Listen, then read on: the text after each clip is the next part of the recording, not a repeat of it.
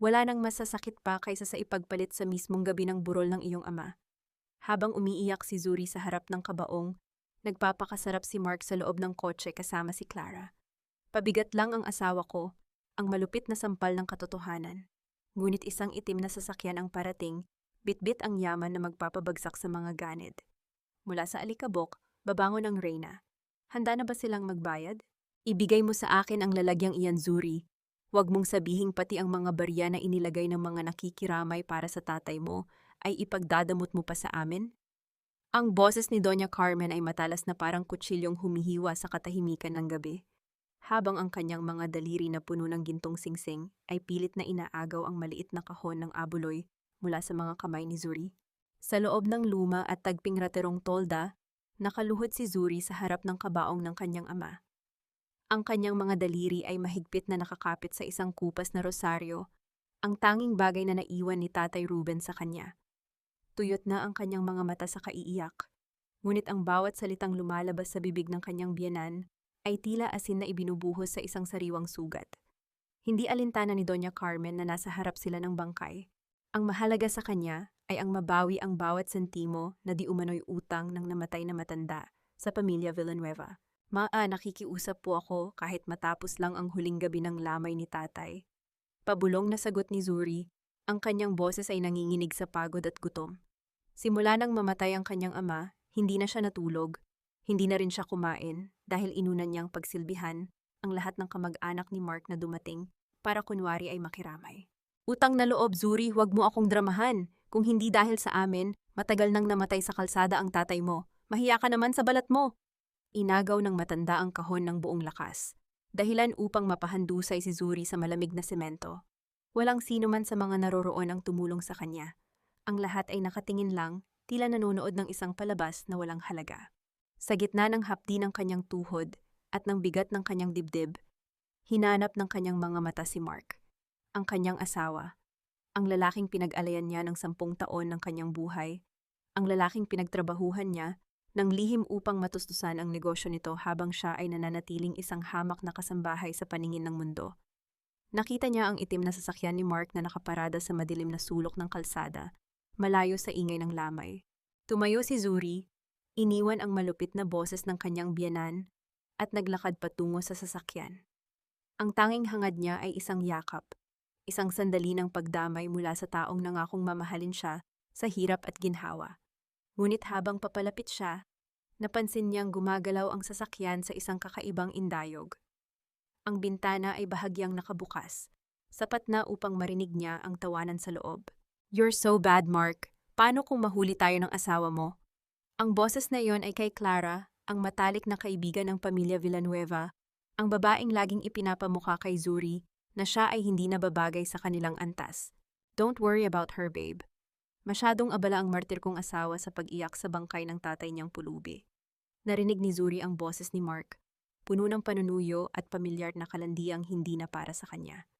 "Pabigat lang sa buhay ko si Zuri. Kung hindi lang dahil sa latsing utang na loob na yan, matagal ko na siyang itinapon sa kalsada kasama ng basurang tatay niya. She's nothing but a glorified maid, Clara. Boring, manang, at walang pakinabang." Ang mundong iniikutan ni Zuri ay tila tumigil sa pag-ikot. Ang rosaryo sa kanyang kamay ay napigtas. Ang mga butil nito ay isa-isang nahulog sa putikan na parang mga luhang hindi na kayang ilabas ng kanyang mga mata. Naramdaman niya ang malamig na hangin na tumatagos sa kanyang manipis na damit, ngunit mas matindi ang lamig na unti-unting bumabalot sa kanyang puso. Ang lalaking pinakasalan niya, ang lalaking itinuring niyang mundo, ay ang parehong lalaking yumuyurak sa dangal ng kanyang ama sa harap ng ibang babae, habang ang bangkay ng kanyang ama ay ilang metro lang ang layo. Ang bawat sakripisyo, ang bawat gabing hindi siya natulog para tapusin ang mga reports ni Mark, ang bawat sampal na tinanggap niya mula kay Doña Carmen para lang manatiling buo ang kanilang pamilya. Lahat ng iyon ay nauwi sa wala. Hindi sumigaw si Zuri, hindi siya nagmura. Ang kanyang lalamunan ay tila barado ng bubog. Bawat paghinga ay nagdudulot ng hapdi. Ang kanyang mga kamay ay nanigas sa kanyang gilid. Ang mga kuko ay bumaon sa kanyang palad hanggang sa makaramdam siya ng malagkit na likido, ngunit ang sakit na iyon ay balewala kumpara sa pagkabasag ng kanyang kaluluwa. Ang lahat ng bagay sa kanyang paligid ay naging malabo, tila isang masamang panaginip na ayaw siyang gisingin. Tumalikod siya ng dahan-dahan, ang kanyang mga hakbang ay tila lumulutang sa hangin. Bumalik siya sa tapat ng kabaong ni Tatay Ruben. Tumayo doon ng tuwid, ngunit ang kanyang diwa ay wala na doon. Pinagmasdan niya ang mukha ng kanyang ama sa loob ng salamin. Sa gitna ng kanyang pagkawasak, isang alaala ang biglang sumagi sa kanyang isip, ang mga huling salita ng kanyang ama bago ito malagutan ng hininga. Ang tunay na yaman ay nasa pananahimik, Zuri. Hintayin mo ang tamang panahon at ang langit mismo ang magtatanggol sa iyo. Sa oras na yon, isang itim na SUV na mas malaki at mas marangya kaysa sa sasakyan ni Mark ang huminto sa dulo ng kalsada. Ang mga ilaw nito ay tumama sa likuran ni Zuri, nagbibigay ng isang mahaba at madilim na anino na tila nagbabadya ng isang bagyong paparating. Bakit ba kailangang maging ganito kalupit ang pag-ibig? Hanggang saan ang hangganan ng pagtitiis? Bago ang isang pusong sugatan ay matutong lumaban. Ang liwanag mula sa mga headlight ng dambuhalang itim na sasakyan ay tila humiwa sa makapal na usok ng insenso at sa madilim na kapalaran ni Zuri. Ang dambuhalang SUV na iyon, na kumikinang sa ilalim ng ulan, ay tumigil mismo sa harap ng raterong tolda. Ang tunog ng marangyang makina nito ay unti-unting humina hanggang sa mabalot muli ng katahimikan ang paligid. Isang katahimikan na punong-puno ng pagtataka at kaba. Agad na lumabas si Mark mula sa kanyang sasakyan. Mabilis na inaayos ang kanyang gusot na polo at sinusubukang itago ang bakas ng kalandian sa kanyang mukha. Sumunod si Clara na tila naiirita sa dumi ng paligid, ngunit hindi maikakaila ang kuryosidad sa kanyang mga mata. Maging si Doña Carmen, na mahigpit pa ring yakap ang kahon ng abuloy, ay napatayo at napatitig. Sino kaya ito? Mark, baka isa ito sa mga kliyenteng hinihintay mo para sa bagong kontrata. Bulong ng matanda. Ang kanyang boses ay biglang naging malambot at puno ng pag-asa sa pera. Bumukas ang pinto ng itim na sasakyan. Isang lalaki ang bumaba, matangkad, may tindig na kagalang-galang, at nakasuot ng dekalidad na itim na Amerikana na tila nagkakahalaga ng buong negosyo ng mga Villanueva. Ang bawat hakbang niya sa ibabaw ng putikan ay tila hindi nababahiran ng dumi. Siya si Gabriel Lorenzo. Ang kanyang mukha ay seryoso, ang kanyang mga mata ay naghahanap hanggang sa huminto ang mga ito sa kabaong ni Tatay Ruben. At pagkatapos ay sa nanghihinang anyo ni Zuri. Mabilis na lumapit si Doña Carmen. Suot ang kanyang pinaka-plastic na ngiti. Good evening, sir. Kayo po ba ay kaibigan ng anak kong si Mark? Pasensya na po kayo sa lugar. Medyo magulo dahil sa burol ng isa naming tauhan. Ang malupit na pagsisinungaling ng matanda ay tila hindi narinig ni Gabriel. Hindi man lang niya tinapunan ng tingin si Doña Carmen o si Mark na nakalahad na ang kamay para makipag-shake hands. Nilampasan niya ang mga ito at diretsyong naglakad patungo sa kabaong. Sa harap ng lahat, yumuko si Gabriel ng malalim. Isang pagpupugay na tila para sa isang hari. Sir Ruben, pabulong niyang sambit, sapat na upang marinig ng mga nakatayo sa malapit.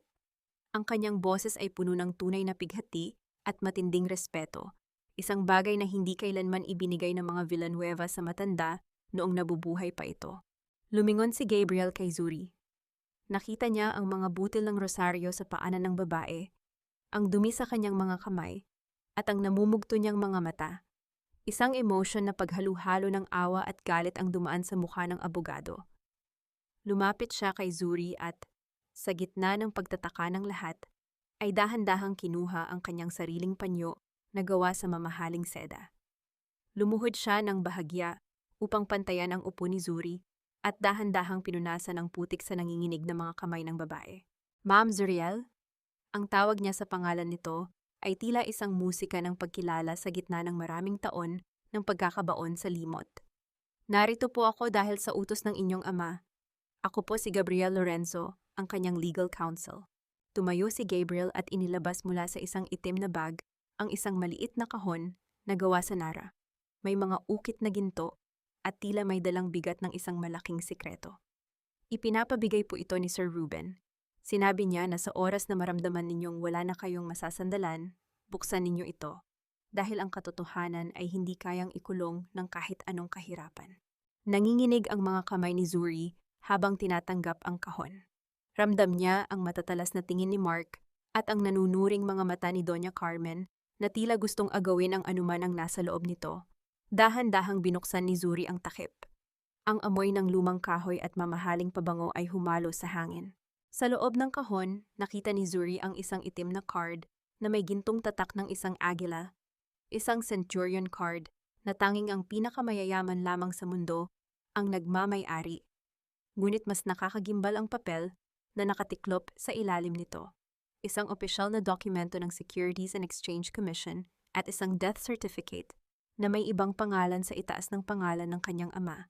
Hindi Ruben Macaraeg, ang mangingisda ang nakasulat doon, kundi Ruben Macaraeg, chairman and founder of Macaraeg Global Holdings.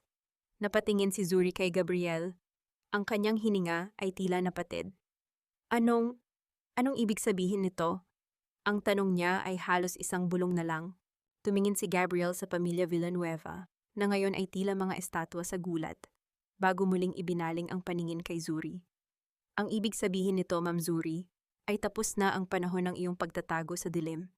Ang inyong ama ay hindi namatay na pulubi.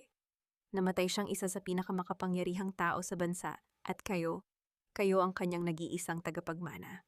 Isang malakas na kulog ang gumising sa namimilog na mga mata ni Mark, habang ang papel na hawak ni Zuri ay bahagyang nayupi sa kanyang mahigpit na pagkakahawak, tila nawalan ng hangin sa loob ng maliit na tolda. Ang itim na card na hawak ni Zuri ay kumikinang sa ilalim ng aandap-andap na bumbilya, tila isang sumpa at biyaya na sabay na dumating sa kanyang buhay. Naririnig niya ang mabilis na paghinga ni Mark sa kanyang likuran, ang tunog ng sapatos nito na dahan-dahang lumalapit, puno ng pag-iimbot. Zuri, ano iyan? Anong ibig sabihin ng lalaking ito? Ang boses ni Mark ay wala na ng dating talim, napalitan ito ng isang gulat na may halong tamis na nakakasuka. Chairman, ang tatay Ruben mo ay isang bilyonaryo? Hindi lumingon si Zuri. Nanatili ang kanyang paningin sa seryosong mukha ni Gabriel. Sa gitna ng kaguluhan ng kanyang isip, tanging ang abogado lang ang tila nagsisilbing angkla niya sa katotohanan. Ma'am Zuriel, kailangan po nating mag-usap ng masinsinan. Sa isang mas pribadong lugar, malumanay na mungkahi ni Gabriel, habang tinitignan ng matalim si Doña Carmen, na pilit sumisilip sa loob ng kahon. Dito na kayo mag-usap. Asawa siya ni Mark, pamilya kami, kaya anuman ang usapin nyo, ay usapin din namin. Sabat ni Doña Carmen, ang kanyang boses ay puno ng kasabikan. Inilapag na niya ang kahon ng abuloy at sinubukang hawakan ang braso ni Zuri. Nako, sabi ko na nga ba at may itinatagong galing ang balae kong si Ruben? Zuri anak, halika rito. Sa unang pagkakataon sa loob ng 10 taon, marahas na iniwas ni Zuri ang kanyang braso mula sa pagkakahawak ng kanyang biyenan. Ang lamig sa kanyang mga mata ay sapat na upang mapaatras ang matanda. Huwag niyo akong hawakan. Ang boses ni Zuri ay mahina ngunit puno ng awtoridad na ngayon lang niya natuklasan. Dinala ni Gabriel si Zuri sa loob ng isang silid sa likod ng kapilya, malayo sa mga matang mapanghusga at gahaman. Doon inilapag ng abogado ang isang makapal na folder sa ibabaw ng lumang mesa. Bakit, Gabriel? Bakit kailangang magpanggap ni tatay na mahirap kami? Tanong ni Zuri, ang kanyang mga kamay ay nakakumit sa ibabaw ng kanyang kandungan. Nakita mo ba kung paano siya namatay? Sa isang lumang higaan, iniinda ang sakit dahil ayaw niyang gumastos kami para sa ospital. Bumuntong hininga si Gabriel, may lungkot sa kanyang mga mata. Iyon ang utos niya, Zuri. Sir Ruben wanted to protect you. Alam niyang sa oras na malaman ng mundo ang tunay niyang yaman, pagkakaguluhan ka ng mga buwaya. He wanted you to have a normal life, to find a man who would love you for who you are, not for your money. But more than that, he wanted to see if you have the strength to survive the world's cruelty. Isang mapait na tawa ang kumawala sa mga labi ni Zuri. Nagtagumpay ba siya? Dahil ang nakita ko lang ay kung paano ako tinapaktapakan ng mga taong akala ko ay pamilya ko. Iyon ang dahilan kung bakit may huling kondisyon ng inyong ama, pagpapatuloy ni Gabriel. Ang kanyang boses ay naging mas seryoso. Ang lahat ng yaman ng Macaraeg Global Holdings, ang mga lupain, ang mga hotel, ang bilyon-bilyong pondo, ay mapupunta sa iyo sa isang kondisyon. Tumitig si Zuri sa abogado, naghihintay. Kailangan mong iwan ang pamilya Villanueva. Kailangan mong hiwalayan si Mark at lumabas ng bahay nila nang wala kahit isang sentimo na galing sa kanila. Isang damit lang ang maaari mong dalhin, ang damit na suot mo noong unang araw na pumasok ka sa bahay nila. You must leave them with nothing, as they have treated you as if you are nothing. Ang silid ay binalot muli ng katahimikan. Sa labas, naririnig ni Zuri ang boses ni Mark na nakikipagtalo sa mga tauhan ni Gabriel. Sinusubukang magpakaamo para lang makapasok. Naalala ni Zuri ang bawat gabing umiiyak siya habang nilalabhan ang mga damit ni Mark, ang bawat pasaring ni Doña Carmen tungkol sa kanyang pagiging pabigat. At ang pinakamasakit sa lahat, ang tawa ni Clara sa loob ng sasakyan habang hinahamak ang kanyang ama. Utang na loob! Bulong ni Zuri sa sarili. Iyon ang laging isinusumbat nila sa akin. Dahan-dahang itinaas ni Zuri ang kanyang kaliwang kamay. Pinagmasdan niya ang kanyang singsing sa kasal, isang manipis na ginto na unti-unti nang kumukupas. Simbolo ito ng kanyang mga pangarap na ngayon ay naging abo na. Sa isang mabilis at determinadong galaw, hinugot niya ang singsing mula sa kanyang daliri. Ramdam niya ang bahagyang hapdi sa kanyang balat, ngunit mas matindi ang ginhawang dulot nito sa kanyang kaluluwa. Inilapag niya ang singsing sa ibabaw ng diwasal, sa tabi ng dokumento ng kanyang pamana. Hindi ko kailangan ang pera ni tatay para iwan sila, Gabriel. Ngunit gagamitin ko ang yaman na ito upang ipakita sa kanila kung anong klase ng brilyante ang itinapon nila sa putikan. Handa ka na ba, Ma'am Zuri? Tanong ni Gabriel, ang isang bahagyang ngiti ng paghanga ay sumilay sa kanyang mga labi. Higit pa sa handa, sagot ni Zuri. Pagbukas nila ng pinto, agad na sumalubong si Mark. Ang kanyang mukha ay puno ng peking pag-aalala. Zuri, love, tara na sa bahay. Masyadong magulo rito. Ako na ang mag-aasikaso sa lahat ng kailangan ni Tatay Ruben. Isang tawag ko lang sa pinakamagandang funeral parlor. Okay, at kinimom post at kahaa. Pinatigil siya ni Zuri sa pamamagitan ng isang malamig na tingin. Huwag mong banggitin ang pangalan ng tatay ko, Mark. At huwag mo na rin akong tatawaging love. Dahil simula sa oras na ito, wala nang connection ang pangalan ko sa inyong mga Villanueva. Ano? Anong sinasabi mo, Zuri? Ang gulat na tanong ni Mark, habang ang kanyang mga mata ay pabalik-balik sa card na hawak ni Gabriel. Nagbibiro ka lang, di ba? Dahil sa pagod yan. Hindi ito biro, Mark. Ito ang katotohanan na dapat mo nang harapin. Inilapag ni Zuri ang puting papel sa ibabaw ng maruming lamesa sa loob ng raterong tolda. Ang kanyang mga kamay ay hindi na nanginginig, bagkus ay matigas na parang bato. Ang bawat letra ng kanyang pangalan sa ilalim ng salitang Petition for Annulment ay tila isang hatol na hindi na maaaring bawiin pa. Ano ito, Zuri? Isang biro? Pagkatapos ng lahat ng ginawa ng pamilya ko para sa iyo, ito ang isasagot mo? Ang boses ni Mark ay puno ng pagkabigla na mabilis na napalitan ng pag-aalipusta. Humakbang siya palapit, ang kanyang mukha ay namumula sa galit. You're being hysterical. Gutom lang yan at puyat. Pinatawad na kita sa pag-iwan mo sa amin kanina. Kaya huwag mo nang sagarin ang pasensya ko. Come on, umuwi na tayo. You have nothing without me, Zuri. Saan ka pupunta? Sa kalsada? Kakain ng basura? Isang mapait na ngiti ang sumilay sa mga labi ni Zuri habang tinititigan ang lalaking minahal niya ng higit sa kanyang sarili. Iyon ba ang tingin mo sa akin, Mark? Isang basurang walang mapupuntahan? Ang kanyang boses ay kalmado. Isang klase ng kalmado na mas nakakatakot kaysa sa pagsigaw. Pirmahan mo na ang papel, dahil simula ngayon, ang tanging bagay na pagsasaluhan natin ay ang nakaraan nating parehong pagsisisihan. Eksaktong pumasok si Doña Carmen, ang kanyang mga mata ay naniningkit habang nakatingin sa eksena. Agad niyang nakita ang dokumento at ang seryosong mukha ni Gabriel na nakatayo sa likuran ni Zuri. Anong nangyayari rito? Mark, bakit mo hinahayaang bastusin ka ng babaeng ito? Baling niya kay Zuri, ang kanyang daliri ay nakaturo sa mukha nito. Layas, kung gusto mong umalis, umalis ka na ngayon din. Pero huwag na huwag mong iisiping may madadala ka kahit isang hibla ng damit na binili ng pera namin. Iwan mo rito ang lahat ng grasya na tinanggap mo mula sa pamilya Villanueva. Hindi kumibo si Zuri. Sa halip, dahan-dahan niyang hinubad ang mamahaling itim na blazer na ipinahiram sa kanya ni Mark para sa burol. Hinayaan niya itong mahulog sa maputik na semento. Sumunod ang kanyang mga sapatos, ang bawat piraso ng kasuotan na naging simbolo ng kanyang pagkakabilanggo sa pamilyang iyon.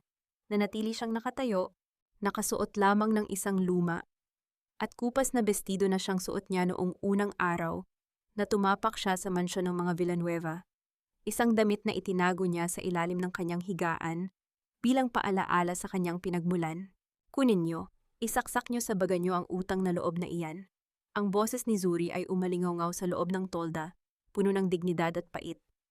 Ang lahat ng material na bagay na ibinigay niyo ay bayad na sa bawat patak ng pawis at luha na ibinuhos ko para pagsilbihan kayo ng parang alipin sa loob ng 10 taon.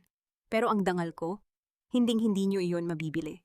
Nakita ni Zuri si Clara na nakatayo sa labas, nakasandal sa kotse ni Mark. May mapang-uyam ng ngiti sa mga labi habang pinapanood ang kanyang pagbagsak. Akala ni Clara ay nagwagi na siya. Akala ng lahat ay talunan si Zuri habang naglalakad siya palabas ng raterong tolda. Bitbit lamang ang isang maliit na sako ng mga gamit ni Tatay Ruben. Ang kanyang mga paa ay hubad na tumatapak sa malamig na lupa. Nang makalabas siya sa gate ng sementeryo, bumukas ang pinto ng itim na SUV ni Gabriel. Ang tunog ng pagbukas ng pinto ay tila isang paanyaya sa isang bagong mundo. Huminto si Zuri sa tapat ng sasakyan, tumingala siya sa madilim na langit at huminga ng malalim. Sa unang pagkakataon, ang hangin na pumasok sa kanyang mga baga ay hindi amoy alikabok o pagsisisi. Ito ay amoy kalayaan. Ang bawat hibla ng kanyang pagkatao ay tila nanginginig sa takot at pananabik, ngunit ang kanyang balikat ay nanatiling tuwid. Sumakay si Zuri sa sasakyan at sa pagsara ng pinto, ang tunog ng lock ay tila naghudyat ng pagtatapos ng isang kabanata ng kanyang buhay. Habang umaandar ang sasakyan palayo, nakita niya sa side mirror ang anyo ni Mark na nakatayo sa gitna ng daan, tila nalilito at nagsisimula ng kabahan. Naramdaman ni Zuri ang init ng kanyang sariling palad. Doon niya napansin na ang kanyang mga kuko ay bumaon ng husto sa kanyang balat, nagiiwan ng maliliit na sugat na nagdurugo. Hindi niya naramdaman ang sakit noong nasa harap siya ng mga Villanueva. Ngunit ngayon sa loob ng tahimik na sasakyan ni Gabriel, ang hapdi ay unti-unting gumagapang. "Ma'am Zuri, maayos lang po ba kayo?" Tanong ni Gabriel, ang kanyang boses ay puno ng tunay na pag-aalala habang inaabutan siya ng isang malinis na panyo. Tumingin si Zuri sa kanyang palad, pagkatapos ay sa madilim na kalsadang mabilis nilang nilalagpasan. "Masakit, Gabriel, pero ito ang huling pagkakataon na hahayaan kong masaktan ako ng pamilyang iyon." Ang kanyang mga mata ay nag-aapoy sa isang bagong klaseng determination. Ngayon magsisimula ang totoong laban. Ang katahimikan sa loob ng penthouse na ibinigay ni Gabriel ay tila isang estrangherong bumabalot sa diwa ni Zuri.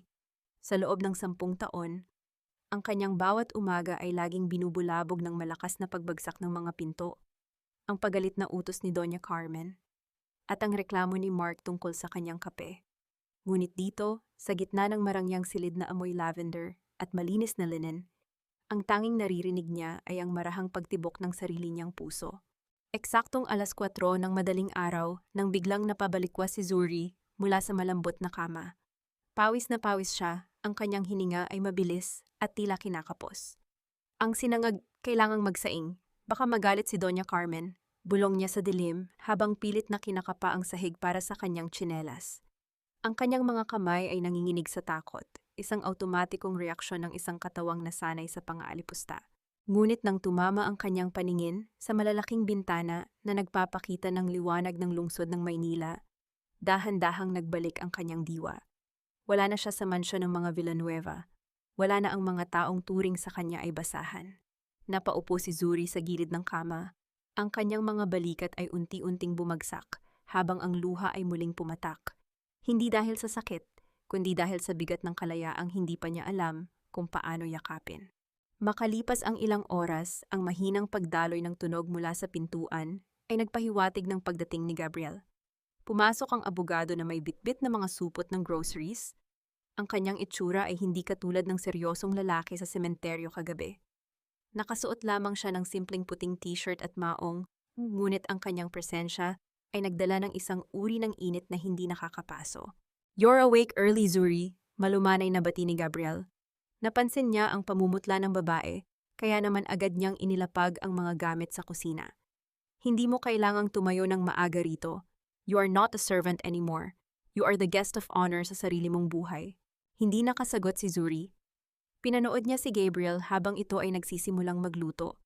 Isang kakaibang tanawin para sa kanya ang makakita ng isang lalaking kumikilos sa kusina para pagsilbihan siya. "Gabriel, kailangan ko bang gawin ito? Ang iwan sila ng ganun lang?" Minsan pakiramdam ko ay napakasama kong tao dahil hinayaan ko silang mabaon sa utang na loob. Pag-amin ni Zuri, ang kanyang boses ay puno ng pag-aalinlangan. Tumigil si Gabriel sa paghiwa ng mga sangkap at humarap sa kanya. Ang kanyang mga mata ay puno ng pag-unawa. Zuri, makinig ka. Ang pagbibigay ng halaga sa sarili ay hindi kailanman magiging kasalanan.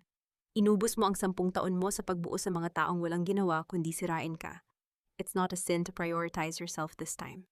Inihanda ni Gabriel ang isang simpleng almusal, omelette, tinapay, at sariwang prutas. Habang kumakain, napansin ni Zuri na walang sibuyas ang kanyang pagkain. Paano mo nalamang hindi ako kumakain ng sibuyas? Tanong niya, ang kanyang puso ay tila nakaramdam ng isang bahagyang kurot ng saya. Sir Ruben told me everything about you, Zuri.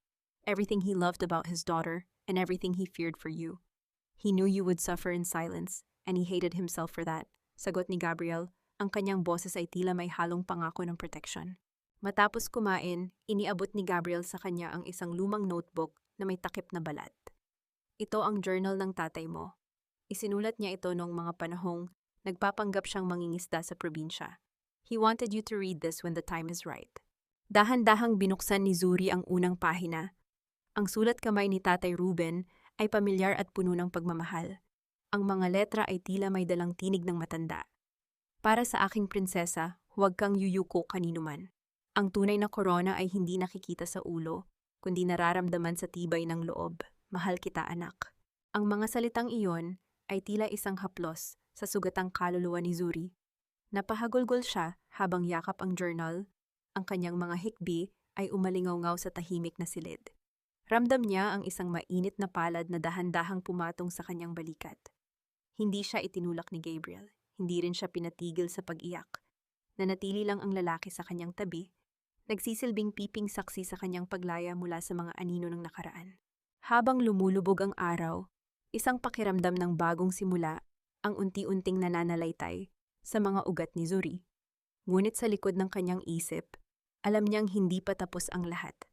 Ang katahimikang ito ay simula lamang ng isang malaking bagyo nagigiba sa lahat ng mga nambiktima sa kanya. Sa loob ng mansyon ng mga Villanueva, tila isang malaking selebrasyon ang nagaganap, ngunit ang bawat tawanan ay may kaakibat na lamat na hindi pa nila napapansin. Isang linggo na ang nakalilipas simula nang lumaya si Zuri, at para kay Doña Carmen, iyon na ang pinakamagandang regalong natanggap ng kanilang pamilya. Sa wakas, Mark, nalinis din ang bahay natin mula sa amoy ng kahirapan. Sabi ni Doña Carmen habang humihigop ng tsaa sa kanilang mamahaling sala. Nakaupo sa tabi niya si Clara na abala sa pagtingin sa mga bagong biling alahas. Mas bagay ka rito, Clara. Isang babaeng may ganda, may yaman, at higit sa lahat, may dignidad. Hindi katulad ng manang na iyon na akala mo ay laging pasan ng daigdig. Thank you, Tita Carmen. I'm just happy na wala na tayong kailangang pakisamahan na pabigat. Sagot ni Clara, bagaman ang kanyang mga mata ay pabalik-balik sa isang tumpok ng mga hugasing pinggan. Sa lababo na wala pa ring gumagalaw.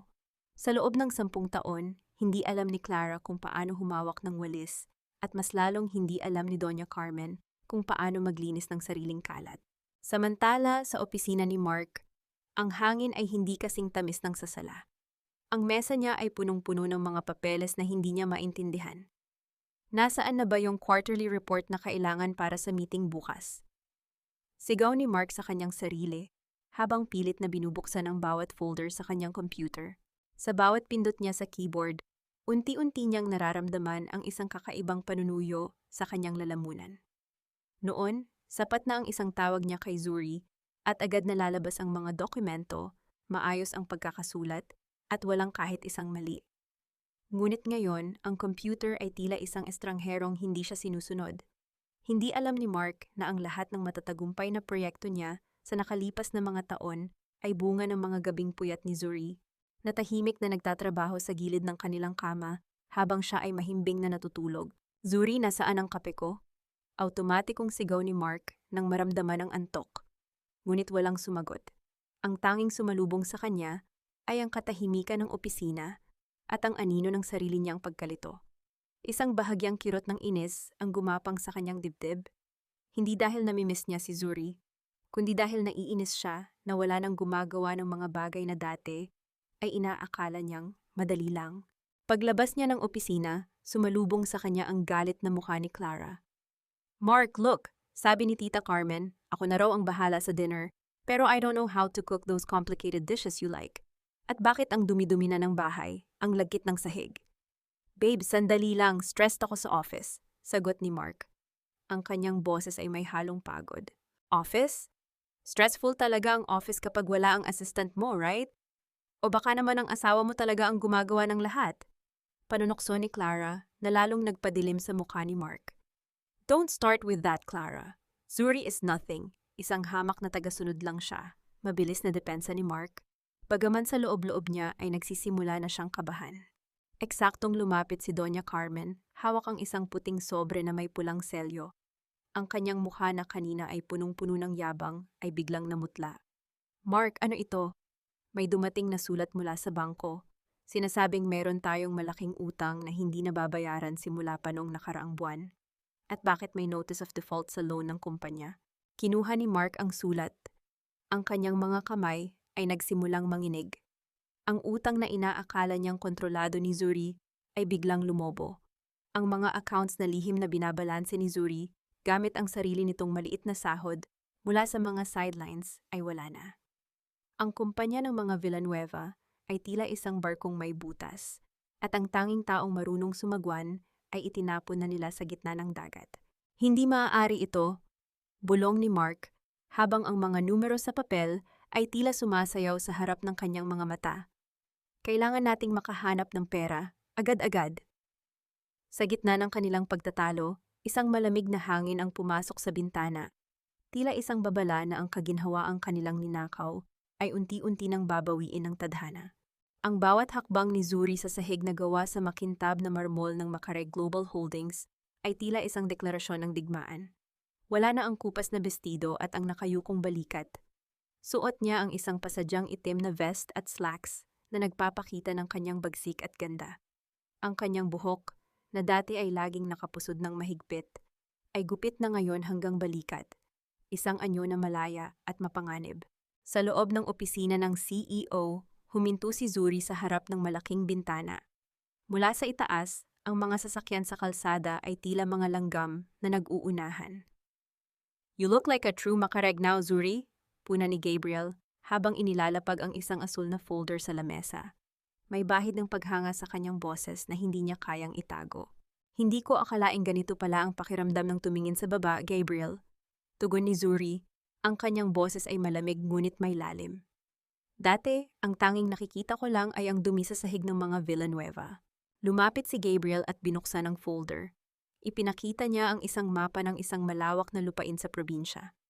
Ito ang lupang iniwan ng tatay mo sa pangalan mo. Pero kailangan mong malaman ang totoo. Ang lupaing ito ay puno ng problema. May malaking utang ito sa buwis, may mga trespass na legal, at ayon sa environmental reports, ang lupa ay kontaminado ng mga chemical mula sa lumang pabrika sa tabi nito. Basically, it's a liability. Hinaplos ni Zuri ang mapa. Sa halip na mag-alala, isang matalim na ngiti ang sumilay sa kanyang mga labi. Liability para sa mga taong gustong magtayo ng negosyo, pero ginto para sa mga taong bulag sa kasakiman. Gabriel, gusto kong ipakalat ang balita sa mga broker na madalas kausap ni Mark. Sabihin ninyo na may natuklasang deposito ng ginto o rare minerals sa ilalim ng lupang ito. Pero kailangang manatiling sikreto dahil ayaw ng pamilya Macareg na makuha ito ng gobyerno. Naintindihan agad ni Gabriel ang plano. Gusto mong kagatin nila ang pain. You want them to think they're stealing a treasure from you. Eksakto, Saka, sagot ni Zuri. Hahayaan ko silang ubusin ang huling sentimo nila para agawin ang lupang ito. I want them to build their own prison. Sa sandaling iyon, bahagyang nawalan ng balanse si Zuri dahil sa taas ng kanyang sapatos na hindi pa niya nakasanayan. Agad na kumilos si Gabriel at nahawakan ang kanyang baywang upang hindi siya matumba. Ang init ng palad ng lalaki ay tumagos sa manipis na tela ng kanyang vest, dahilan upang mapatitig sila sa mata ng isa't isa. Ang distansya sa pagitan ng kanilang mga mukha ay tila naglaho at ang tunog ng aircon sa silid ay naging tila malakas na kabaong ng kanilang mga puso. Ingat, Zuri, bulong ni Gabriel. Ang kanyang boses ay mas malalim kaysa sa dati. Hindi ka pa sanay sa taas, pero huwag kang mag-alala. Hinding-hindi kita hahayaang mahulog. Dahan-dahang kumala si Zuri. Ang kanyang pisngi ay bahagyang namula, ngunit ang kanyang determinasyon ay hindi natinag. Salamat, Gabriel, pero sanay na akong bumangon mag-isa. Samantala, sa isang madilim at maingay na bar, nakaupo si Mark kasama ang ilang mga negosyanteng bagsakan ng mga impormasyon. Ang kanyang baso ng alak ay panglima na niya. Ang kanyang mukha ay puno ng stress dahil sa papalubog niyang kumpanya. Alam mo ba, Villanueva, may balita sa merkado ngayon? Bulong ng isang lalaki sa tabi niya. Ang dating asawa mo may minanang lupa pala sa probinsya. Akala ng lahat ay basura lang iyon, pero ang balita, ang ilalim niyon ay punong-puno ng yamang mineral. Sinisikreto lang ng mga makaraeg dahil ayaw nilang magbayad ng malaking buwis.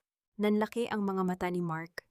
Ang pagkalasing ay tila naglaho at napalitan ng isang mapanganib na ningning ng pag-asa. Lupa ni Zuri? Saan? Sigurado ka ba sa impormasyong iyan? Oo, pero mabilis ang galaw ng iba. Kung ako sa iyo, habang hindi pa alam ni Zuri ang tunay na halaga niyon, bawiin mo na. Tutal asawa ka pa rin naman niya sa papel. 'Di ba? Isang malupit na tawa ang kumawala sa mga labi ni Mark habang inuubos ang kanyang alak. Zuri, kahit kailan talaga ay ikaw ang magiging susi ko sa tagumpay, hintayin mo lang ako. Ang hangin sa loob ng bahay ng mga Villanueva ay hindi na amoy mamahaling pabango, kundi amoy ng unti-unting nabubulok na mga pangarap. Sa bawat sulok, nararamdaman ang tensyong nagmumula sa mga nag-aaway na boses ni Mark at Clara. Ang dati nilang paraiso ay naging isang kulungan ng mga sisi at sumbatan. 1 bilyong piso, Clara. 1 bilyong piso ang halaga ng lupang iyon kung totoo ang balita. Halos magludlong ang mga ugat sa leeg ni Mark habang ipinapakita niya ang mga kinuha niyang litrato ng mapa mula sa kanyang impormante. Isipin mo, 1 pirasong lupa lang at mababayaran natin ang lahat ng utang natin. Makakabili tayo ng bagong mansyon, hindi lang dito sa Maynila, kundi pati sa ibang bansa. But Mark, paano kung niloloko ka lang? Pag-aalinlangan ni Clara, bagaman ang kislap ng kasakiman sa kanyang mga mata ay hindi maikakaila. Paano nakuha ng isang manang na tulad ni Zuri ang ganoong klaseng yaman? Baka naman basura lang talaga ang lupang iyon. Iyon nga ang punto, basura ang tingin ng lahat, kaya hindi pa kumikilos ang malalaking kumpanya, paliwanag ni Mark. Ang kanyang boses ay puno ng mapanganib na pananabik. Ang balita ay galing mismo sa loob ng Makaraeg Global. May ginto sa ilalim niyon, Clara. Ginto. At ang tangang si Zuri, sigurado akong hanggang ngayon ay hindi niya alam ang tunay na halaga ng pag-aari niya. Akala siguro niya ay alaala lang iyon ng tatay niyang mangingisda. Eksaktong pumasok si Doña Carmen sa silid, bitbit ang isang baso ng gatas na nanginginig sa kanyang kamay. Ang kanyang mukha ay tila tumanda ng 10 taon sa loob ng ilang linggo, ngunit ang marinig ang salitang ginto ay tila nagbigay ng bagong buhay sa kanyang mga kalamnan. Huwag kang mag-aksaya ng panahon, Mark. Kung totoo ang sinasabi mo, kailangang makuha natin ang lupang iyon bago pa magising ang babaeng iyon sa katotohanan. Alam mo naman si Zuri, madaling mauto. Isang matamis na salita mo lang, bibigay na uli iyon. Iyon nga ang plano ko, ma, sagot ni Mark habang nag-aayos ng kanyang buhok sa harap ng salamin. Pupuntahan ko siya, hahanapin ko siya sa kung saang butas man siya nagsusuksok ngayon. Sa tulong ng impormasyong sadyang ibinigay ni Gabriel, nahanap ni Mark ang kinaroroonan ni Zuri, isang luma at tila abandonadong apartment building sa isang madilim na bahagi ng lungsod. Sa paningin ni Mark, ito ang patunay na naghihirap na si Zuri at wala itong nararating simula nang lumayas sa kanila. Hindi niya alam na ang bawat butas sa dingding at ang bawat sirang bintana sa gusaling iyon ay bahagi lamang ng isang malaking entablado na itinayo para sa kanya.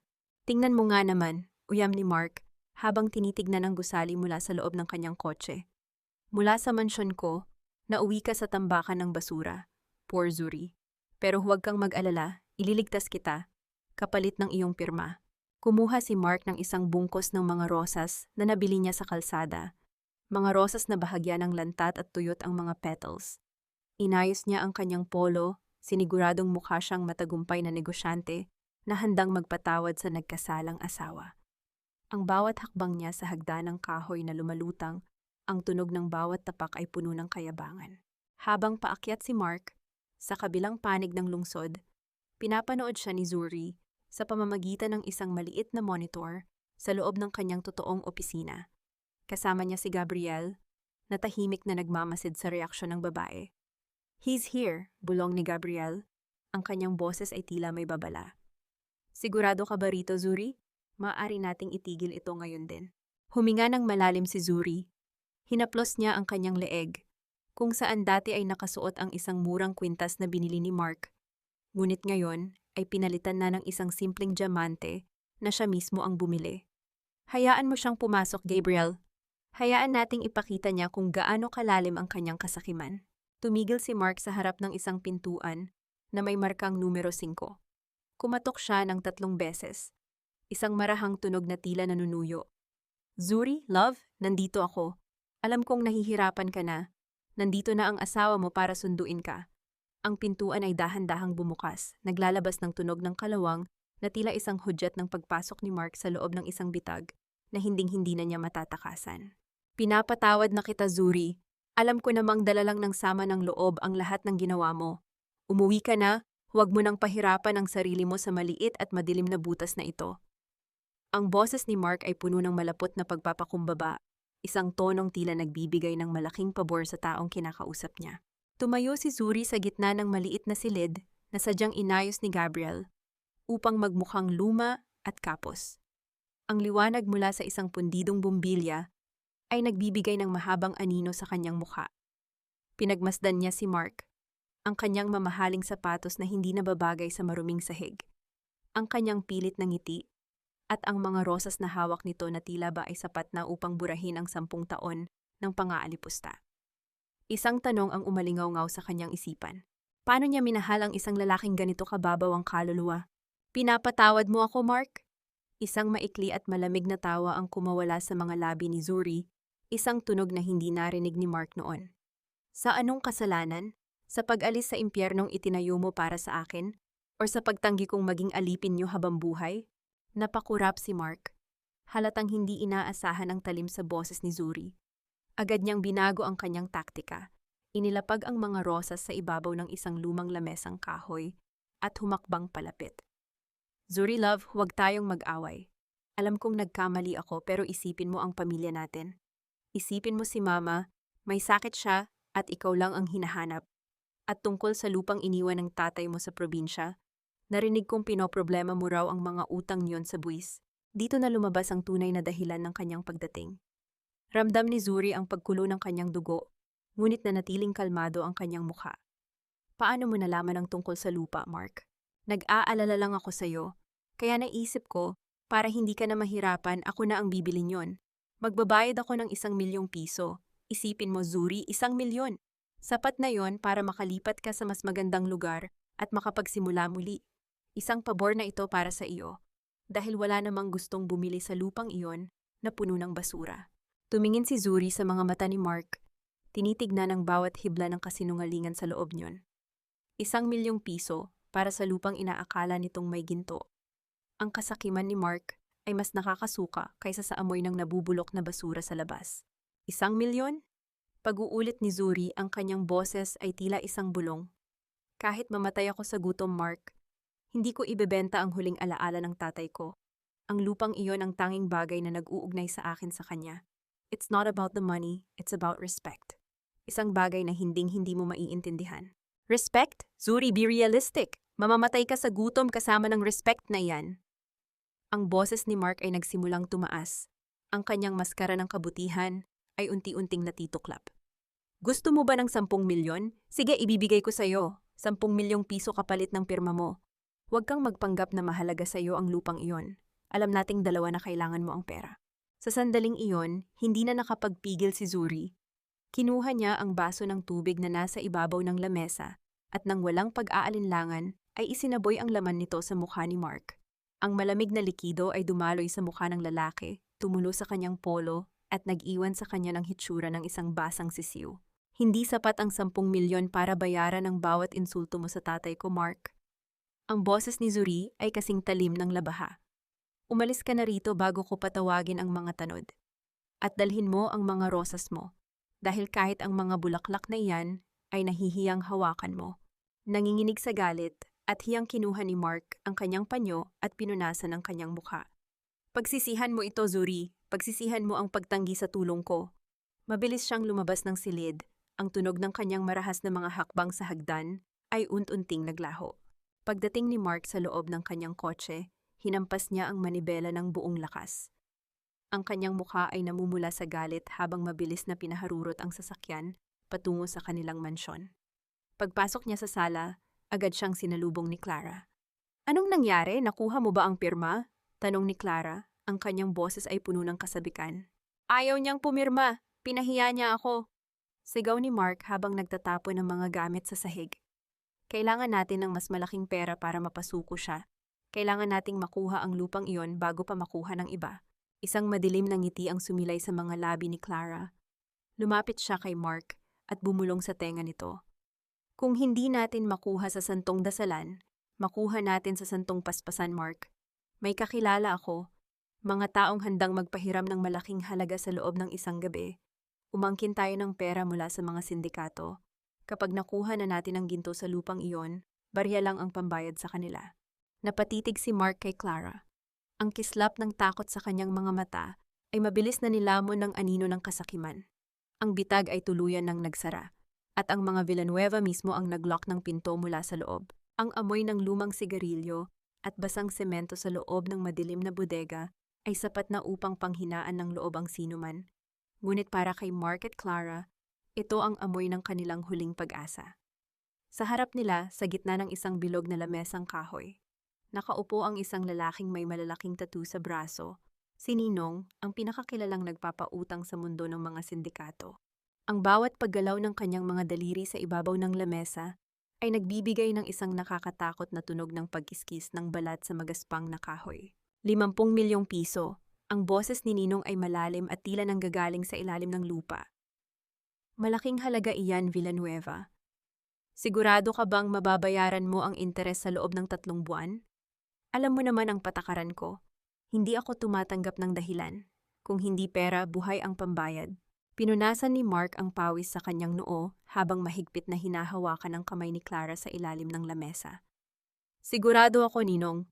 Ang lupang bibilhin ko ay nagkakahalaga ng bilyon. 1 buwan lang, mababayaran na kita ng buo, kasama ang lahat ng interes na gusto mo." Sa kabilang dako ng lungsod, sa loob ng isang marangyang sanglaan, pumatak ang luha ni Doña Carmen habang inilalapag sa counter ang kanyang mga huling alahas, mga kwintas, singsing at pulseras na ilang dekada na niyang iniingatan. Ang tunog ng pagbagsak ng mga ginto sa ibabaw ng pelus na tela ay tila bawat huling hininga ng kanyang karangyaan. "Gawin mo itong pera lahat," utos niya sa empleyado. Ang kanyang boses ay nanginginig sa pagitan ng pighati at matinding pananabik sa gintong inaakala niyang paparating. Samantala, sa loob ng tahimik at malamig na opisina ng Macareg Global Holdings, pinapanood ni Zuri at Gabriel ang pagpasok ng mga abiso ng bank transfer sa kanilang computer screen.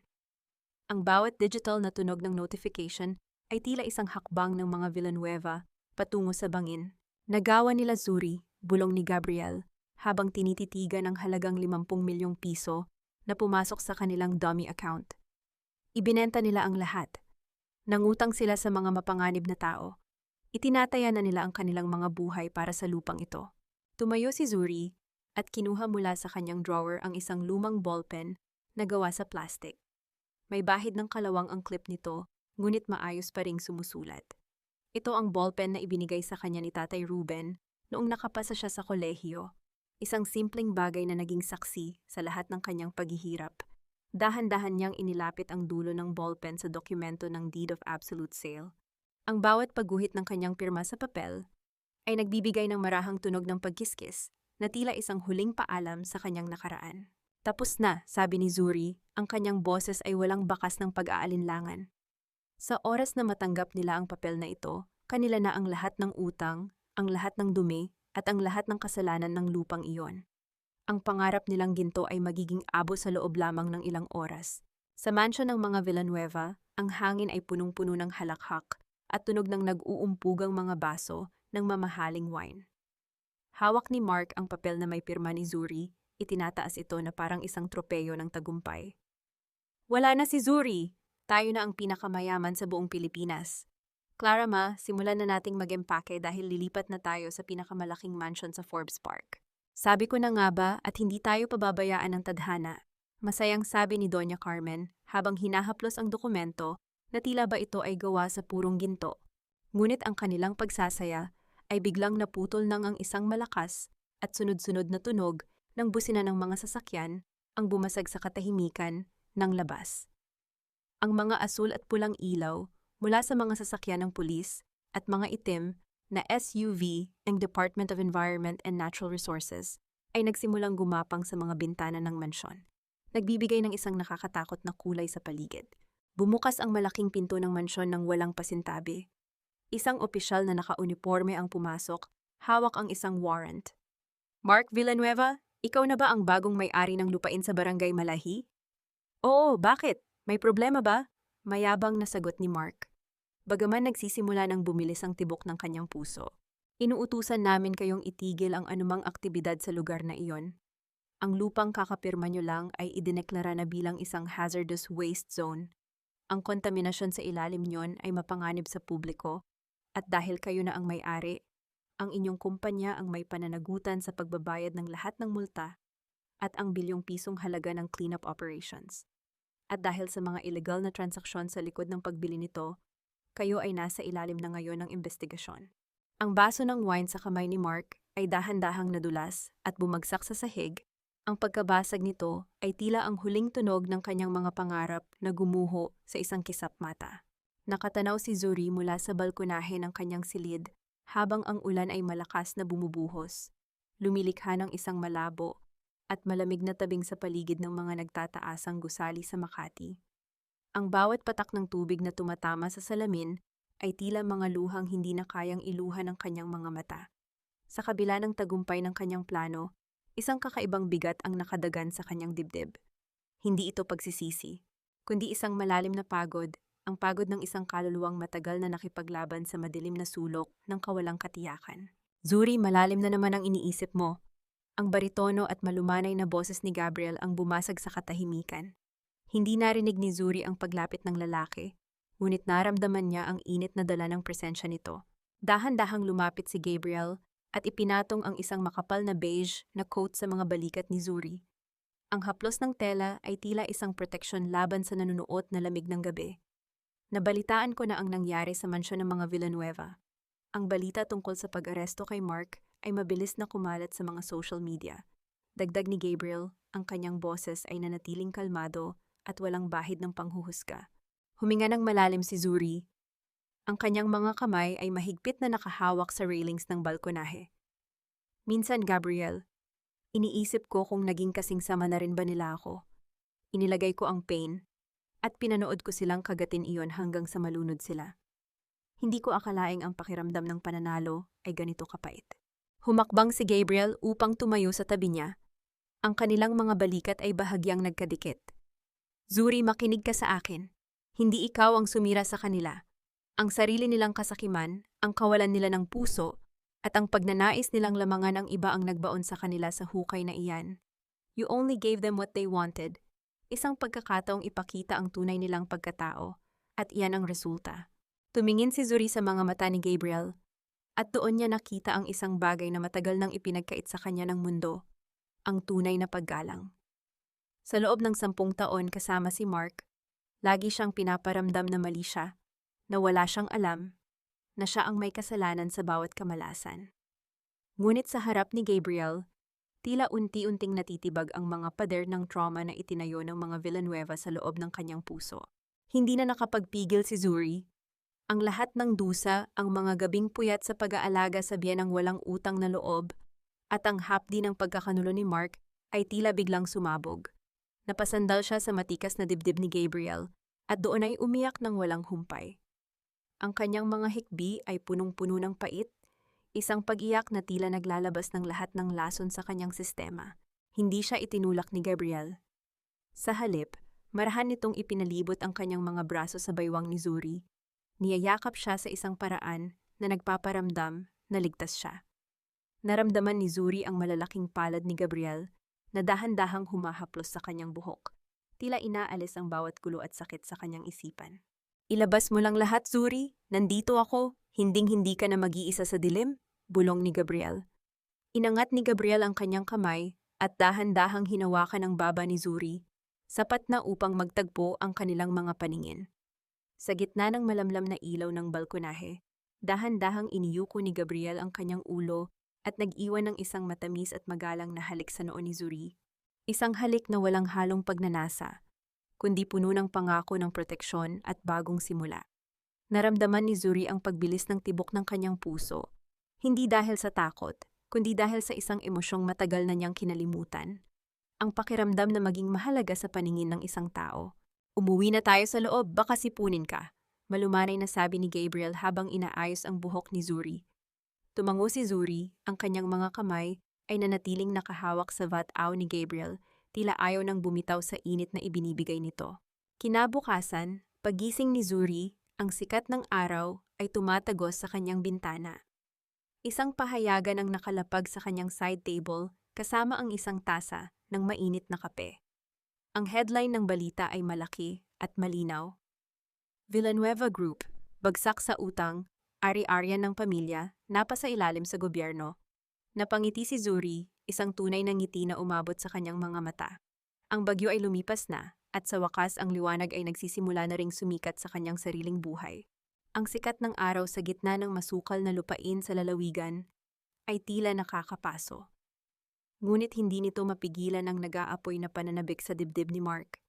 Kasama niya si Clara na nakasuot pa ng mamahaling sapatos na hindi nababagay sa maputik at bakubakong daan.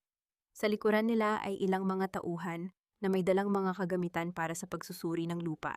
Mark, look, ito na ba yon? Dito ba nakabaon ang ginto? Tanong ni Clara habang pilit na tinatakpan ang kanyang ilong dahil sa kakaibang amoy na humahalo sa hangin. Ang amoy ay hindi katulad ng sariwang lupa sa probinsya. Ito ay masangsang, nakakasuka, at tila amoy ng nabubulok na bakal at chemical.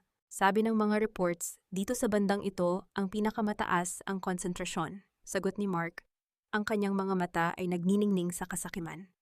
Kapag napatunayan nating may deposito rito, wala nang makakapigil sa atin. Ipinag-utos ni Mark sa kanyang mga tauhan na maghukay sa isang bahagi ng lupa.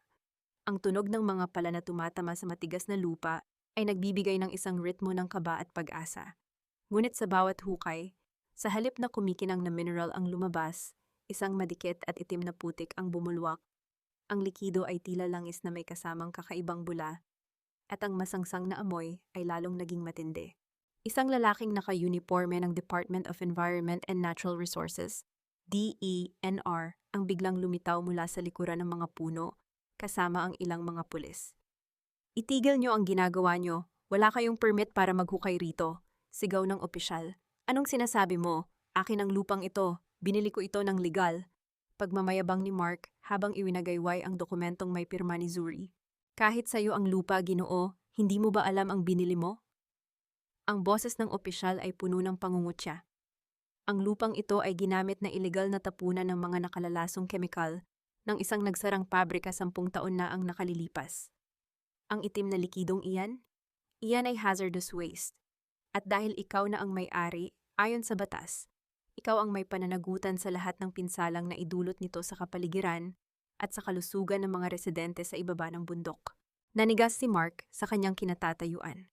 Ang papel sa kanyang kamay ay tila biglang naging napakabigat. Hazardous waste? Pero ang balita ay may ginto rito.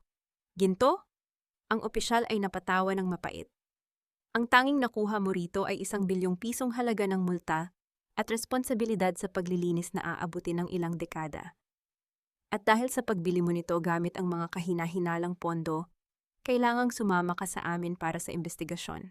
Baling ni Mark kay Clara, naghahanap ng kakampi, ngunit laking gulat niya nang makita ang pandidiri at galit sa mukha ng babae. Mark, you idiot! Niloko mo ako! Sabi mo magiging bilyonaryo tayo! Sigaw ni Clara. Nang walang pag-aalinlangan, tinalikuran niya si Mark at mabilis na naglakad palayo, hinayaan ang kanyang mamahaling sapatos na mabaon sa itim na putik. Clara! Clara! Bumalik ka rito! Sigaw ni Mark, ngunit ang tanging sumagot sa kanya ay ang tunog ng papalayo na sasakyan ni Clara. Iniwan siyang mag-isa sa gitna ng binalandra niyang kamalasan. Samantala, sa Maynila, ang mansyon ng mga Villanueva ay binalot ng kaguluhan. Ang tunog ng mga gamit na inilalabas ng mga tauhan ng bangko ay tila bawat huling tibok ng puso ni Doña Carmen. Ang matanda ay nakaupo sa kanyang wheelchair sa gilid ng kalsada, habang isa-isang nilalagyan ng dilaw na tape ang kanyang mga pinto at bintana. Hindi maaari ito, ang bahay ko, ang mga gamit ko. Hikbi ni Doña Carmen, ang kanyang boses ay tila isang piping pagsusumamo na walang nakikinig. Dahil sa tindi ng presyon at kahihiyan, biglang namutla ang matanda, ang kanyang muka ay bahagyang tumabingi at ang kanyang kanang kamay ay nawalan ng lakas. Ang tindi ng atake ng stroke ay tila ang huling hatol ng langit sa isang buhay na puno ng pang-aapi. Ang lahat ng kanilang pinaghirapang nakawin at kunin mula kay Zuri ay naglaho sa loob lamang ng isang araw. Iniwan silang lugmok sa putika ng sarili nilang kasalanan. Ang bawat hakbang ni Mark sa koridor ng pampublikong ospital ay tila paghatak sa isang mabigat na kadena. Ang kanyang suot na polo, na dati ay laging plansado at amoy mamahaling pabango, ay gusot-gusot na ngayon at may bahid pa ng itim na putik mula sa probinsya. Wala na ang kanyang kotse, wala na ang kanyang dangal, at higit sa lahat, wala na ang bawat taong nangako sa kanyang mananatili sa oras ng hirap. Pumasok siya sa loob ng isang masikip na ward kung saan ang amoy ng gamot at desinfektante ay humahalo sa init ng maraming tao. Doon, sa isang maliit na kama sa sulok, nakahiga si Doña Carmen. Ang kanyang mukha na dati ay puno ng mapang-aping tingin ay wala na ngayong ekspresyon. Ang kanyang kanang bahagi ng katawan ay nananatiling matigas. At ang tanging gumagalaw sa kanya ay ang kanyang kaliwang mata na puno ng mga luhang hindi matuyo-tuyo. Ma, bulong ni Mark habang hinahawakan ang malamig na kamay ng kanyang ina. Pasensya na po, nawala ang lahat. Ang bahay, ang kumpanya, lahat kinuha ng bangko. Isang garalgal na tunog lamang ang lumabas sa bibig ni Doña Carmen. Sa loob ng kanyang isipan, ang bawat sampal at bawat masasakit na salitang ibinato niya kay Zuri ay bumabalik sa kanya na parang isang pelikula. Naalala niya kung paano siya inalagaan ni Zuri noong huli siyang nagkasakit. Kung paano nito tiniis ang kanyang mga mura habang matyagang pinupunasan ang kanyang katawan. Ngayon, sa gitna ng kanyang kalunos-lunos na kalagayan, ang tanging hinahanap ng kanyang diwa ay ang babaeng itinuring niyang basura. Lumabas si Mark ng ospital na tila isang baliw na naglalakad sa kalsada. Pumunta siya sa tapat ng condominium ni Clara, umaasang may kaunti pang natitirang pag-ibig sa puso ng babae. Ngunit sa lobby pa lamang, hinarang na siya ng security guard. "Sir, bilin po ni Ma'am Clara, bawal po kayong pumasok." Sabi niya, "Wala na po kayong ugnayan." Ang boses ng guard ay puno ng pagkainis. Eksaktong lumabas si Clara mula sa elevator, kasama ang isang lalaking mukhang mayaman at may hawak na susi ng isang sports car. Nang makita niya si Mark na madungis at mukhang desperado, mabilis siyang nagsuot ng sunglasses at naglakad ng mabilis. "Clara, Clara, kausapin mo ako. Tulungan mo ako kahit pambayad lang sa ospital ni Mama." Sigaw ni Mark habang pilit na humahabol. Ngunit mabilis siyang itinulak ng mga guard. Tumigil si Clara sa tapat ng kanyang sasakyan at lumingon ng may pandidiri. "Huwag mo akong hawakan, Mark. Wala na akong kinalaman sa iyo o sa pamilya mong malas. You lied to me. Sabi mo magiging bilyonaryo tayo, pero isa ka lang palang talunan. Isaksak mo sa baga mo ang lupang puno ng lason na binuwis mo para sa akin." Kinuha niya ang kanyang engagement ring at walang pakundangang ibinato ito sa mukha ni Mark bago mabilis na pinaharurot ang kanyang sasakyan.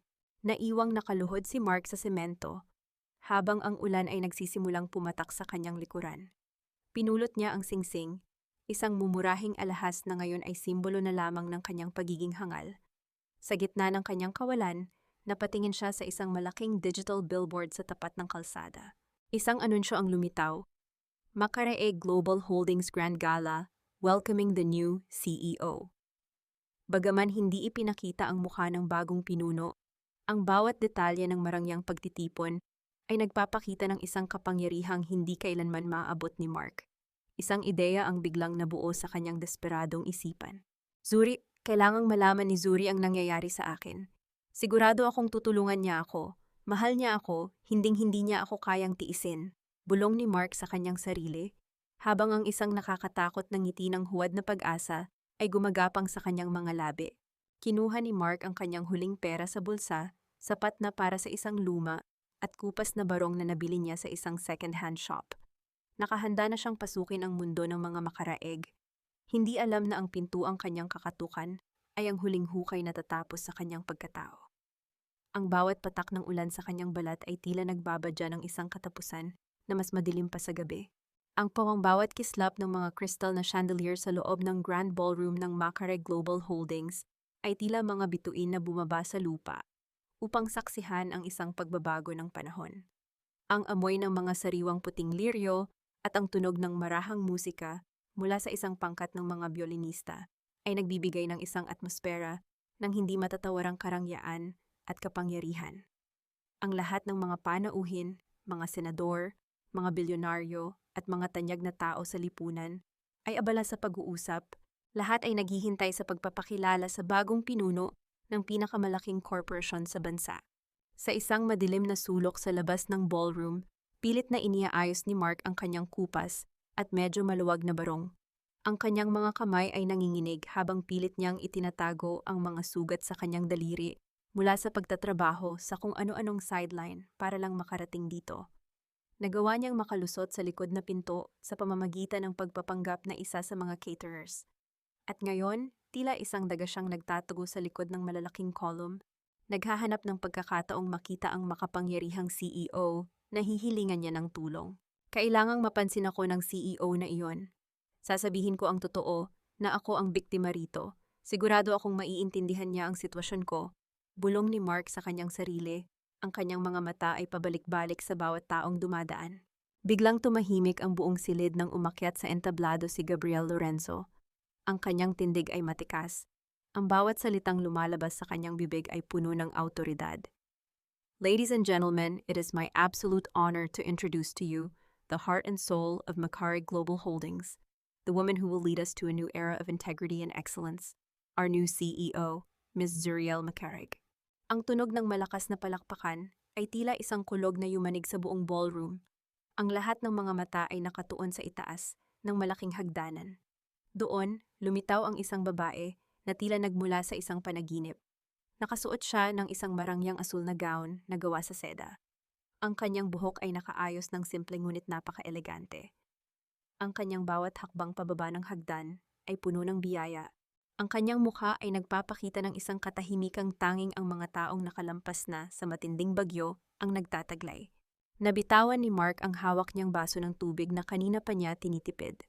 Ang tunog ng pagkabasag ng kristal sa semento ay hindi narinig ng sinuman, ngunit ang pagkabasag ng kanyang mundo ay tila umalingaw-ngaw sa kanyang sariling pandinig. Zuri? Ang bulong ni Mark ay tila isang hangin na nawala sa gitna ng ingay.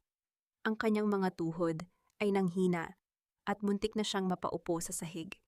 Ang manang na asawa niya, ang babaeng itinuring niyang basura, ang babaeng pinagtatawanan nila ni Clara, ay ang mismong Reyna na nasa harap niya ngayon. Hindi na nakapag-isip ng maayos si Mark. Sa gitna ng pagpaparangal, bigla siyang tumakbo patungo sa gitna ng ballroom, pilit na hinahawi ang mga taong nakaharang. Zuri, it's me, Mark! Sigaw niya, ang kanyang boses ay puno ng desperasyon at hiyang hindi na niya ininda. Agad na humarang ang mga security guards, ngunit itinaas ni Gabriel ang kanyang kamay upang patigilin ang mga ito. Isang senyales na nais ni Zuri na harapin ang lalaki. Tumigil si Zuri sa tapat ni Mark. Ang distansya sa pagitan nila ay tila 1 milya ang layo dahil sa magkaiba nilang kalagayan. Nakaluhod si Mark sa paanan ni Zuri. Ang kanyang mga kamay ay nakataas na tila nagmamakaawa. Love, please po, Zuri, patawarin mo ako. Maling-mali ako. Si Mama may sakit siya, kailangan namin ng pera. Ang bahay namin kinuha na. Please, Zuri, asawa mo pa rin naman ako, di ba? Tulungan mo kami. Tiningnan ni Zuri si Mark mula sa itaas hanggang sa ibaba. Ang kanyang mga mata ay walang galit, walang puot, kundi isang malalim na awa na mas masakit pa kaysa sa sampal. Dahan-dahan siyang yumuko ng bahagya, sapat na upang marinig ni Mark ang kanyang boses. Sino ka? Ang boses ni Zuri ay kasing lamig ng yelo. Ang tanging Mark na kilala ko ay ang lalaking pumatay sa tiwala ko 10 taon na ang nakalilipas. Ang lalaking nasa harap ko ngayon ay isang estrangherong hindi ko kailanman nakita. Zuri, huwag mong sabihin yan, mahal mo ako, di ba? Hikbi ni Mark, ang kanyang mga luha ay tumutulo sa makintab na sahig. Mahal? Isang maikling ngiti ang sumilay sa mga labi ni Zuri. Ang pag-ibig ay hindi nananahan sa puso ng mga taong marahas at ganid, Mark. Ang yaman na hinahanap mo? Wala rito iyon. At ang babaeng inalipusta mo? Wala na rin siya rito. Gabriel, pakialis na ang estrangherong ito. Masyadong mahalaga ang gabing ito para sa mga taong walang halaga. Agad na binuhat ng mga security guards si Mark. Papalayo sa ilaw, papalayo sa karangyaan, at papalayo sa huling pagkakataon niya sa buhay. Ang kanyang mga sigaw at pagmamakaawa ay unti-unting naglaho nang isara ang malaking pinto ng ballroom. Naiwang nakatayo si Zuri, huminga siya ng malalim at tumingin kay Gabriel. Inabutan siya ng lalaki ng isang baso ng wine at nginitian siya ng may paghanga. "You did well, Zuri. It's finally over." Lumabas si Mark sa kalsada, muling sumalubong sa kanya ang malakas na ulan. Napaupo siya sa gilid ng bangketa, basang-basa at nanginginig sa lamig. Ang liwanag mula sa gusali ng Macarey Global ay tila isang malupit na paalala sa kanya, na ang bawat patak ng ulan na tumatama sa kanyang balat ay kasing lamig ng pusong itinapon niya para sa isang pangarap na kailanman ay hindi naging kanya. Sumikat ang araw sa lungsod ng Maynila na tila isang gintong telon na naghuhudyat ng pagtatapos ng isang mahaba at madilim na dula. Ang hangin ay sariwa, malayo sa malapot na amoy ng ulan at alikabok kagabi. Sa harap ng mansyon ng mga Villanueva, na dati ay simbolo ng kayabangan at kapangyarihan sa kanilang subdivision, ay nakaparada ang ilang mga sasakyan ng bangko at mga truck na panghakot. Ingok malaking karatula na may nakasulat na foreclosed ay nakadikit na sa gintong gate, isang selyo ng kahihiyan na hindi na mabubura ng kahit anong yaman. Isa-isang inilalabas ng mga tauhan ang mga huling kagamitan na hindi na naisangla, mga lumang florera, sirang silya at mga kahon ng mga damit na wala ng halaga. Sa gilid ng kalsada, nakaupo sa kanyang wheelchair si Doña Carmen. Ang kanyang mukha ay tila isang tuyong dahon, walang buhay at puno ng mga kulubot ng pagsisisi. Ang kanyang kaliwang mata ay nakatitig sa kawalan, habang ang mga luha ay patuloy na dumadaloy sa kanyang pisngi, bumabasa sa kanyang kupas na bestido. Sa tabi niya, nakatayo si Mark, na tila isang anino ng lalaking dati ay punong-puno ng yabang. Ang kanyang mga balikat ay bagsak, ang kanyang paningin ay nakapako sa semento, hindi kayang tignan ang mga kapitbahay na dati ay kinukutya nila, ngunit ngayon ay nakatingin sa kanila ng may halong awa at pangungutya. Sa loob ng isang itim na SUV na nakaparada sa tapat ng kalsada, tahimik na nagmamasid si Zuri. Hindi siya bumaba. Hindi siya nagpakita. Sapat na sa kanya ang makita ang huling hininga ng imperyong itinayo sa ibabaw ng kanyang mga luha. Sa tabi niya, si Gabriel ay tahimik din. Ang kanyang kamay ay nananatiling nakahawak sa manibela, handang umalis sa isang hudyat ng babaeng mahal niya. "Galit ka pa ba sa kanila, Zuri?" Ang malumanay na tanong ni Gabriel. Ang kanyang boses ay tila isang haplos sa katahimikan. Huminga ng malalim si Zuri. Pinagmasdan niya kung paano pilit na inaalay ni Mark ang isang lumang kumot sa kanyang ina, isang huling akto ng pagmamahal sa gitna ng kanilang pagkawasak. Hindi na, Gabriel. Ang galit ay para lamang sa mga taong may puwang pa sa ating puso. Para sa akin, sila ay mga estranghero na lang na dumaan sa buhay ko upang ituro ang tunay na halaga ng aking sarili. Isang pakiramdam ng ganap na kapayapaan ang nananalaytay sa mga ugat ni Zuri. Ang utang na loob na paulit-ulit na isinumbat sa kanya ay bayad na, hindi sa pamamagitan ng pera, kundi sa pamamagitan ng katotohanan na ang kasakiman ang mismong kikitil sa mga ganid. Dahan-dahang itinaas ni Zuri ang kanyang kamay at hinawakan ang kortina ng bintana ng sasakyan. Sa isang marahang galaw, hinila niya ito, tuluyang tinakpan ang tanawin ng pamilya Villanueva. Iyon na ang huling pagkakataon na babanggitin ng kanyang isipan ang pangalang iyon. Ang bawat pahina ng kanyang nakaraan ay tila naging abo na, at ang bawat abo ay tinangay na ng hangin patungo sa limot. Lumingon si Zuri kay Gabriel, at doon niya nakita ang isang kinabukasan na punong-puno ng liwanag.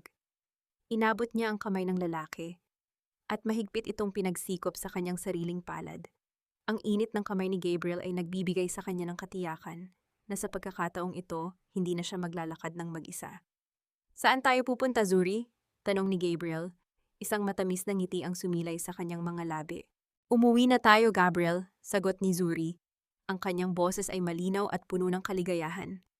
Sa totoong tahanan, sa lugar kung saan hindi kailangang magmakaawa para sa pagmamahal, at kung saan ang bawat bukas ay isang panibagong simula. Mabilis na pinaharurot ni Gabriel ang sasakyan palayo sa mansyon, palayo sa mga anino, at patungo sa isang buhay na matagal nang inilaan ni Tatay Ruben para sa kanyang kaisa-isang prinsesa. Ang sikat ng araw ay tila sumusunod sa kanilang landas, isang piping saksi sa muling pagkabuhay ng isang pusong matagal na nagtiis. Ngunit ngayon ay malaya na. Makalipas ang 2 taon. Ang hangin sa baybay ng isang tahimik na isla sa timog ay sariwa at amoy asin, malayo sa polusyon at ingay ng Maynila. Sa ilalim ng isang malaking puno ng niyog, nakatayo ang isang maliit, ngunit makulay na paaralan. Ang silungan ni Ruben, isang institusyong sadyang ipinatayo ni Zuri para sa mga batang mahihirap sa probinsya. Ang mga pader nito ay puno ng mga guhit ng mga bata, mga pangarap na unti-unting nabibigyan ng kulay. Sa loob ng isa sa mga silid-aralan, nakaupo si Zuri sa harap ng isang lumang mesa. Suot niya ang isang simpleng puting bestido na may borda ng bulaklak, malayo sa mamahaling gown sa gala night. Ang kanyang buhok ay hanggang balikat, malaya at sumasayaw sa hangin. Sa kanyang harapan, isang grupo ng mga bata ang masayang nakikinig habang nagkukwento siya. At iyon ang kwento ng mangingisda na nagtago ng isang malaking korona, nakangiting pagtatapos ni Zuri. Ang kanyang mga mata ay nagniningning sa tuwa, isang tuwa na nagmumula sa pagbibigay ng pag-asa sa iba. Eksaktong pumasok sa silid ang isang lalaki, si Gabriel. Hindi na siya nakasuot ng mamahaling Amerikana, kundi simpleng polo shirt at shorts, ngunit ang kanyang tindig ay nananatiling kagalang-galang. May bitbit siyang basket ng mga prutas na galing sa kanilang likod bahay. Lumapit siya kay Zuri at dahan-dahang inilapag ang basket sa mesa. Oras na para sa merienda, Teacher Zuri, malumanay na bulong ni Gabriel, sapat na upang marinig ng mga bata. Yehey, merienda na! Sabay-sabay na sigaw ng mga bata bago sila nagtakbuhan palabas ng silid. Naiwan si Zuri at Gabriel sa loob. Tumingin si Zuri sa lalaki at sa bawat araw na lumilipas, mas lalo niyang napagtatanto kung gaano siya kaswerte. Hindi pera, hindi kapangyarihan, kundi isang pag-ibig na tahimik, tapat, at walang hinihintay na kapalit. Natapos mo na ba ang mga papeles para sa scholarship ng mga bata? Tanong ni Zuri habang inaayos ang mga libro sa mesa. Oo, lahat ay naayos na, sagot ni Gabriel. Umupo siya sa tabi ni Zuri, ang kanyang mga mata ay puno ng paghanga. Alam mo Zuri, 2 taon na ang nakalilipas, pero parang kailan lang nung nakita kita sa sementeryo. Ang gulo ng mundo mo noon, puno ng sakit at pagdududa. Ngayon, tingnan mo kung nasaan ka na. Ikaw ang nagbibigay ng liwanag sa buhay ng mga batang ito. Hinawakan ni Zuri ang kamay ni Gabriel Lorenzo, ang lalaking tumulong sa kanya na muling buuin ang kanyang sarili. Ang lalaking nagpakita sa kanya ng tunay na kahulugan ng paggalang at proteksyon. Hindi ko ito magagawa nang wala ka, Gabriel. Ikaw ang naging gabay ko sa dilim. Hindi, Zuri, pagtatama ni Gabriel. Ikaw ang nagbigay ng liwanag sa buhay ko. Noong una kitang nakita sa opisina ng tatay mo, alam ko na ikaw ang babaeng hihintayin ko habang buhay. Sa ilalim ng sinag ng araw na tumatagos sa bintana, dahan-dahan inilapit ni Gabriel ang kanyang mukha sa mukha ni Zuri. Isang marahan at matamis na halik ang naganap. Isang halik na nagtatakda ng kanilang pagmamahalan. Isang pagmamahalan na hindi nakabase sa utang na loob, kundi sa malayang pagpili at paggalang sa isa't isa. Sa malayang, habang naglalakad sila palabas ng paaralan, hawak-hawak ang kamay ng isa't isa. Natanaw ni Zuri ang isang maliit na bangka na papalapit sa dalampasigan. Sa loob niyon may isang matandang mangingisda na masayang kumakaway sa kanila. Hindi si Tatay Ruben yon, ngunit sa bawat pagkaway ng matanda, nararamdaman ni Zuri ang presensya ng kanyang ama. Ang kanyang mga huling salita ay umaling-aungaw sa isipan ni Zuri. Ang tunay na yaman ay nasa pananahimik. Ang langit ang magtatanggol sa iyo. Tama ang kanyang ama. Ang kanyang pananahimik, ang kanyang pagpili na huwag nang gumanti, at ang kanyang desisyon na patawarin ang kanyang sarili ay ang naging pinakamabisang sandata. Ang mga Villanueva ay nawala na sa kanyang buhay, hindi dahil sa kanyang ginawa, kundi dahil sa kanilang sariling kasakiman. Ngayon, sa gitna ng katahimikan ng dagat at ng tawanan ng mga bata, nahanap na ni Zuri ang kanyang tunay na korona. Hindi ginto, kundi kapayapaan, pagmamahalan at kalayaan. Ang kanyang kwento ay isang patunay na gaano man kadilim ang gabi, ang liwanag ay palaging sisikat para sa mga pusong nagtiis, nagpatawad, at nagmahal ng tapat. Clap, clap, clap.